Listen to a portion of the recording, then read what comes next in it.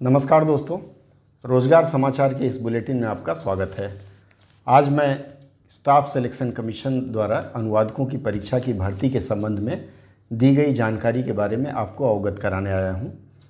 मित्रों, हर वर्ष staff selection commission न्यूनतम 200 अधिकतम जो भी हो सकता है अनुवादकों की भर्ती करती है और ये अनुवादक विभिन्न विभागों में नियुक्त किए जाते हैं, भारत सरकार के विभिन्न मंत्रालयों एवं विभागों में।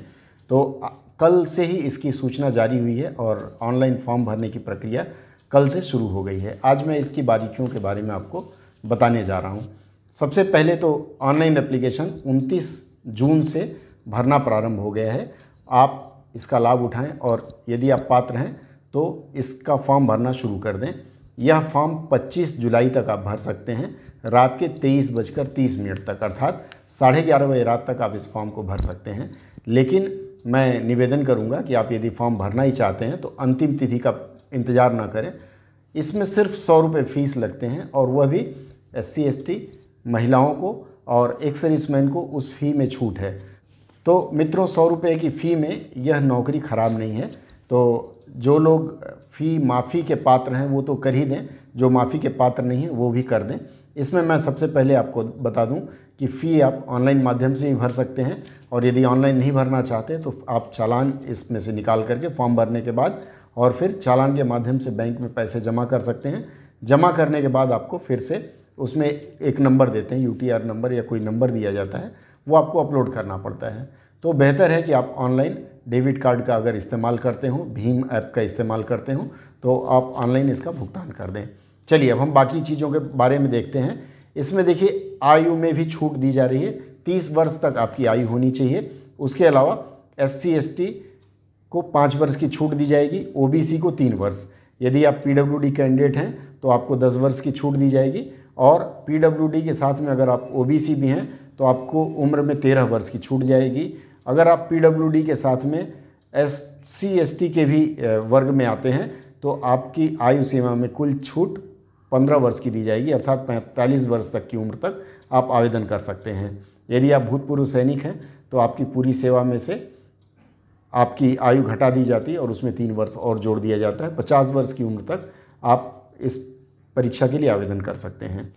इस परीक्षा के आवेदन के लिए आपको या तो MA हिंदी से हो, यदि MA हिंदी से हैं तो ग्रेजुएशन में आपका अंग्रेजी पढ़ा हो, यदि आप अंग्रेजी से MA हैं तो ग्रेजुएशन में हिंदी पढ़ी हो। किसी अन्य विषय से यदि आप MA हैं तो आपको हिंदी अंग्रेजी ग्रेजुएशन स्तर में दोनों पढ़ी होनी चाहिए। इसके अलावा यदि मान लीजिए आपके पास वह भी नहीं है तो आपके पास माध्यम होना चाहिए, हिंदी अथवा अंग्रेजी माध्यम, और उसके साथ साथ आपके पास एक अनुवाद में डिप्लोमा होना चाहिए या फिर आपके पास एक सर्टिफिकेट होना चाहिए अनुवाद का किसी मान्यता प्राप्त संस्थान का। और उसके साथ साथ आपके पास यदि ये भी नहीं है, अनुभव हो 2 वर्ष का, तो आप इसके पात्र होते हैं। पिछले 2-3 वर्षों से जो SSC परीक्षा लेती आ रही है, अनुवादक की परीक्षा, उसमें प्रमाण पत्र की वैधता के संबंध में ढेरों प्रश्न आते रहे हैं। मैं इस बार पुनः स्पष्ट कर देना चाहता हूं, पहले जो OBC हैं और जो EWS में हैं वो फटाफट अपने जो भी केंद्र है या फिर आप अपने SDO या DM के ऑफिस में जा कर के वहाँ से यह प्रमाण पत्र बनवाने का प्रयास करें, क्योंकि एक बार तिथि बीत गई तो फिर आप कुछ नहीं कर सकते। इसके बाद दूसरी जो शर्त है वह है आपकी पात्रता से संबंधित शैक्षणिक योग्यता, अर्थात ज़्यादातर लोगों की समस्या PGDT के साथ है। SSC ने अपने विज्ञापन में यह स्पष्ट किया है कि जिनके पास 1/1/2021 तक प्रमाण पत्र उपलब्ध होगा सिर्फ वही पात्र होंगे, उन्हीं लोगों को लिया जाएगा। तो जिनके पास प्रमाण पत्र नहीं है वो प्रयास करें कि प्रमाण पत्र अपनी ओरिजिनल प्रोविज़नल जो कुछ भी है वो इकट्ठा कर लें।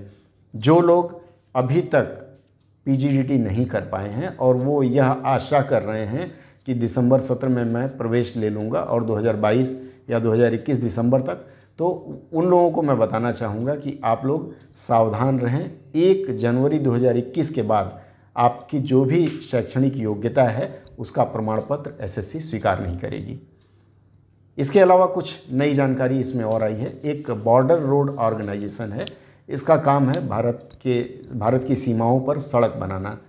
इस बार बॉर्डर रोड ऑर्गेनाइजेशन ने भी अपना आवेदन दिया है अनुवादक के पद के लिए। उन्होंने कहा है कि हमें भी अनुवादक दिया जाए।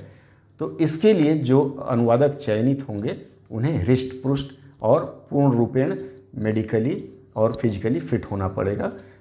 जो लोग सेना में सेवा देना चाहते हैं और उनको अवसर नहीं मिल पा रहा है, ऐसे लोगों के लिए एक पैरामिलिट्री फोर्स है, उसमें जाने का ये अवसर है, तो आगे चल के बीआरओ का भी वो चयन कर सकते हैं।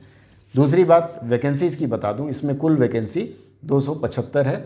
275 जूनियर ट्रांसलेटर के लिए, कनिष्ठ हिंदी अनुवादक के लिए है, और 8 इसमें पद रखे गए हैं सीनियर हिंदी ट्रांसलेटर के लिए। अब पास परसेंटेज आपको बता दूं, इसमें जो सामान्य वर्ग के लोग हैं, अनारक्षित जिनको कहेंगे, अनरिजर्व, 30% अंक उनको प्राप्त करना होगा इसमें पास करने के लिए, क्वालिफाइंग जिसको कहा गया है। ओबीसी और ईडब्ल्यूएस में यदि हैं तो आपको टोटल अंक का, जैसे मान लीजिए आपके 200 अंकों का होता है, तो 200 का 25% आपको लाना पड़ेगा, और अन्य वर्ग एससी एसटी या फिर अन्य जो आरक्षित वर्ग है उन्हें 20% लाना पड़ेगा। मैं फिर से दोहरा दूं, अनरिजर्व को 30%, ओबीसी और ईडब्ल्यूएस के लिए 25% या अदर्स के लिए 20% यहाँ रखा गया है कट ऑफ जो आपका बनेगा।